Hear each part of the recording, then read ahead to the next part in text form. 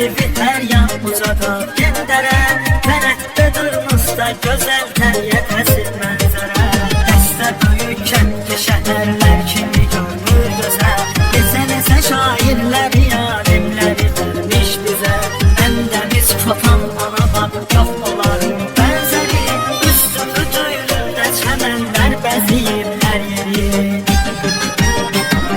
Sən bizə bizdən də yaxın doğma diyar oldular Sən də bizim ömrümüzün günləri var oldular Sadəliylə seçilən mehriban insanları Millətinin başını ucaldan igid olanları Hər yanı bir mənzərə, bir möcüzə başdan başa Ey ulu torpaq, uca millət, yaşa daim yaşa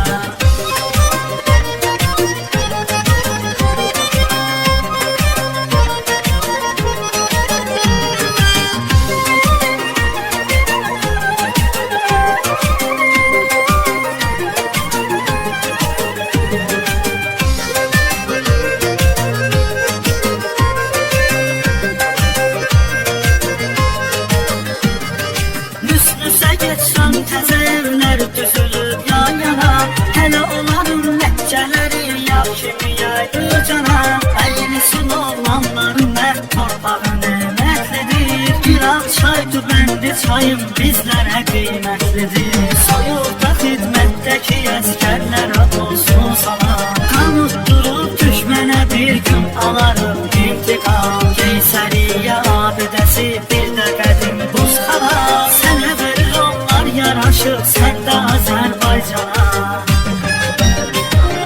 Gəncə kəndi döynən ürəyimizdir bizim hər zaman Doğulduğum kənd mənə hər səmti müqəddəs məkan Gəncəlilər harda olurlar deyilirlər anlam Yaxşı ki var fəxr edirlər Gəncəli ordu bağla Mən hara getsəm də mənim sən sənə lazım yeri Son nəfəsi kaş